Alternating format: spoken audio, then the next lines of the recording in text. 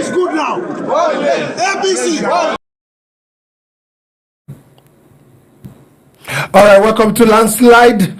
Nigeria is not a one-party state. Nigeria cannot become a one-party state. The voice of opposition must be heard all the time. We have our differences, but we have the same destination that we are aiming at. The electoral law is still breeding a lot of up and down in the whole politics. You can hear from what was happening at the National Assembly just a while ago. People were shouting Tinubu only. If you want to become the president of Nigeria or any other organization, countries, you must be able to take it in. Tinubu has been able to take it in some way, but more we want electronic voting, and we don't want an adoption that says no electronic voting is some sort. Okafor, yeah. Tinubu only. What do you make of that? You know, I think interestingly, the president should understand the enormity of the task that is on his head.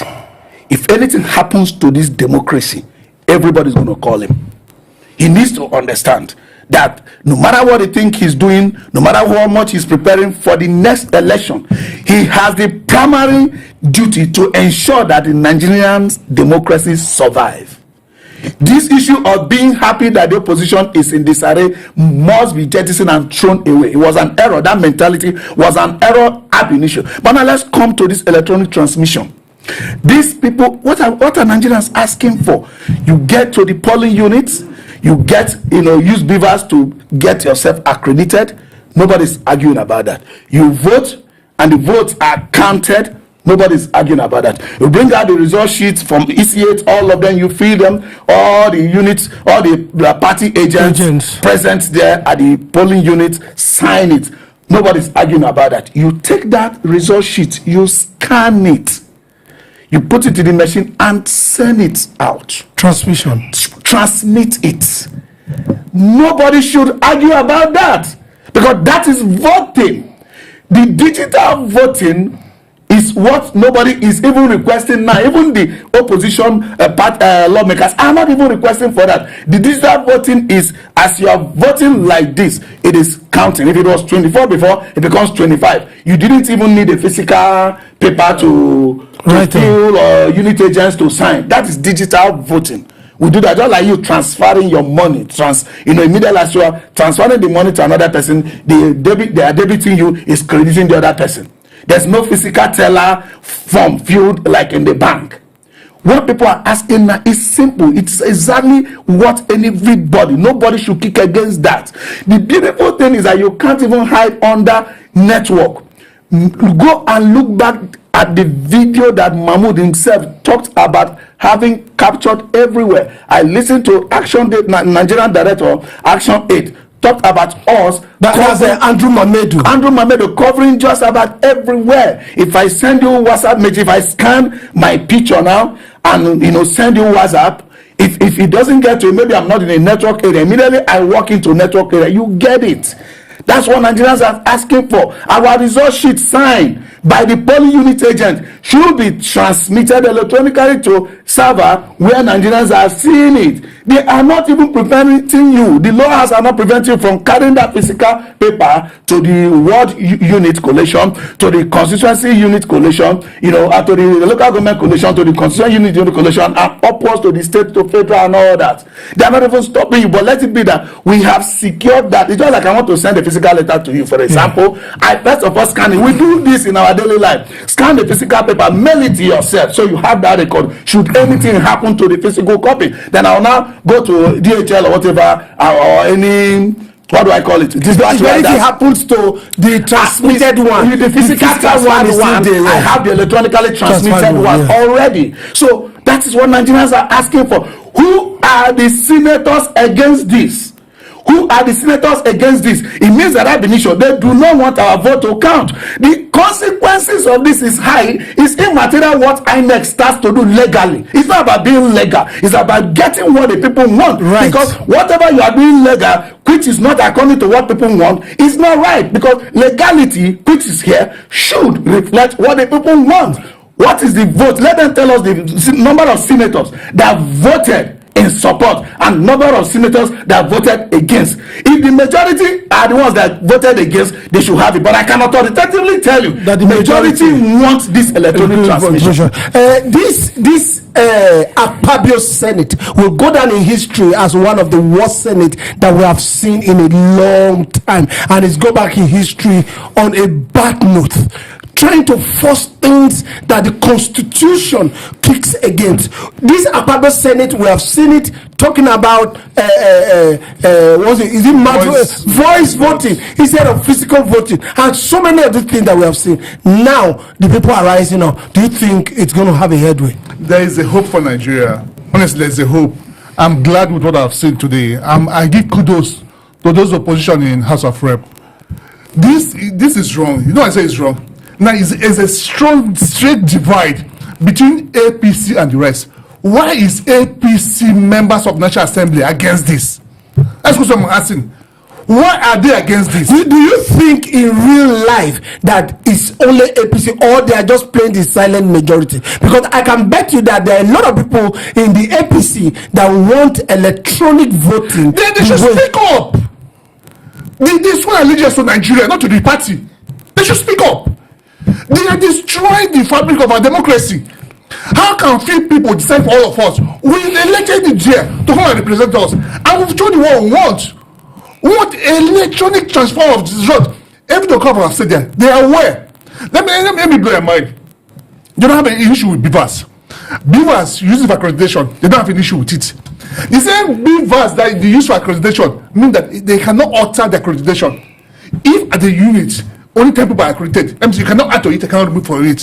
One and just are asking, after it's voting, let the beavers snap and send to IRF. So that you cannot alter it.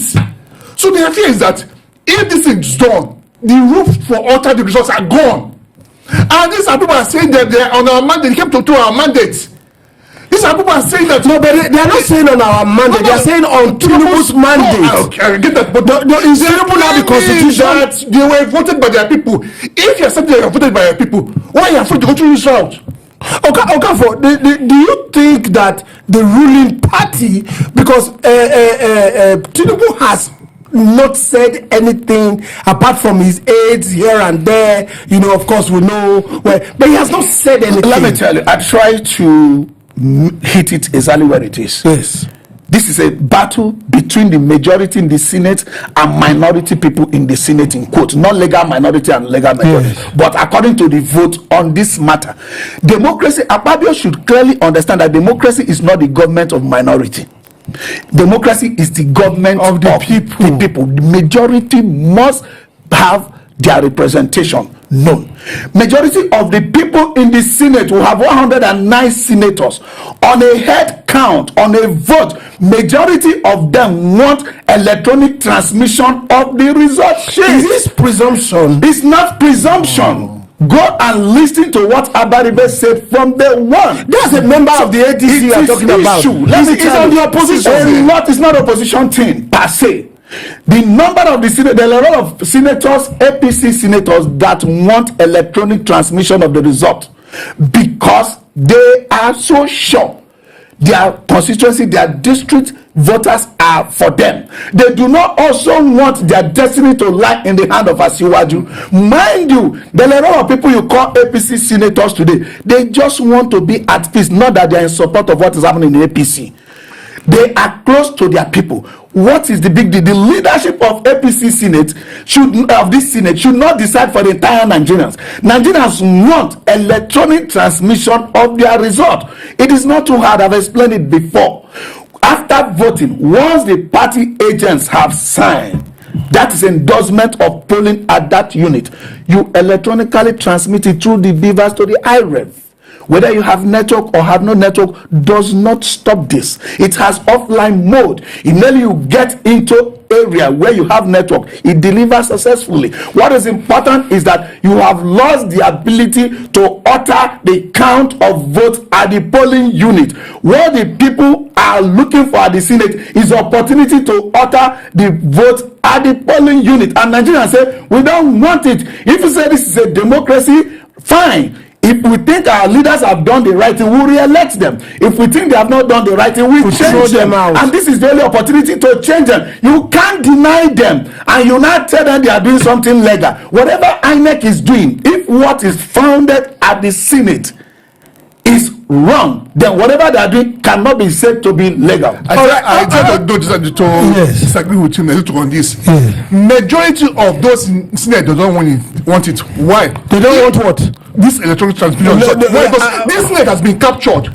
If they say, I'm going somewhere. If they are captured, if they are setting, why did they do the party to join APC?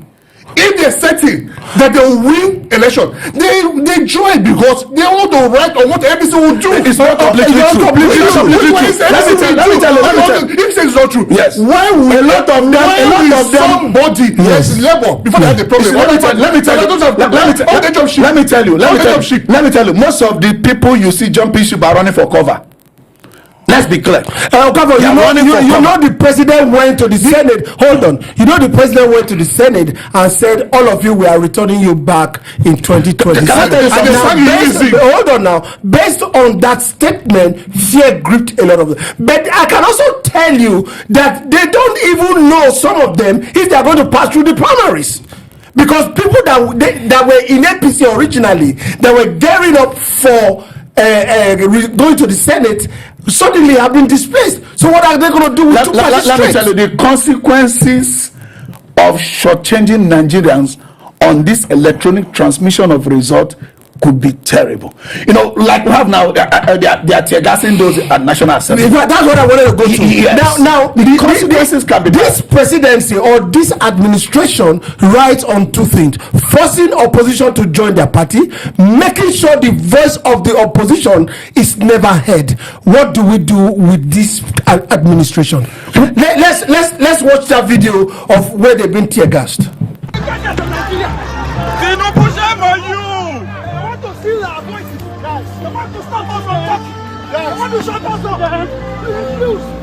You refuse to back down. All right, I could see a lot of people from Showore's party or movement and some other one, so many other people that were there. This, like I said, this administration forcing opposition to come to their party, number one.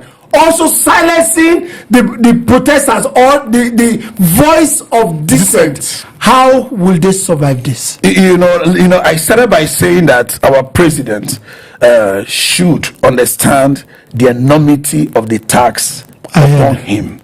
As a president, you have the duty to ensure that the democracy survives.